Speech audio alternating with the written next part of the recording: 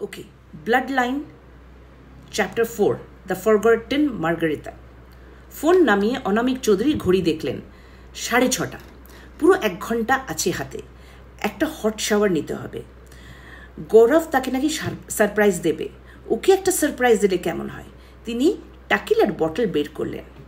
Margarita বানিয়ে গৌরবকে চমকে দেবেন। শার্প 7:30টায় গৌরব এসে উপস্থিত। পিছনে 2জন বেয়ারা। তাদের হাত থেকে খাবারের বাটিগুলো নামিয়ে সুন্দর করে হাসল গৌরব। এবার খুলে দেখুন। ঢাকনা খুলতেই অনামিক চৌধুরী তো হতবাক হয়ে গেলেন। ইলিশ মাছের তেল ঝোল! অস্ফুটস্বরে তিনি বললেন, করেছ কি? ইয়েস স্যার, তুমি তো কামাল করে দিলে। আমি করিনি মিস্টার চৌধুরী, করেছে তরি। কি করে যেন কোথা থেকে জোড়া ইলিশ জোগাড় করেছে।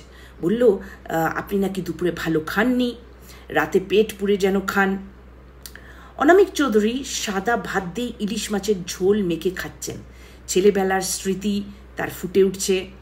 গৌরব বলছে, রেসিপিটা কার বলুন তো? অনামিক চৌধুরী বলল, আমার ঠাম্মার। ঘর কাঁপিয়ে গৌরব হেসে উঠল। আপনি তো খুব ফানি, ভীষণ ফানি কথা বলেন। আরে রেসিপিটা হলো তরির।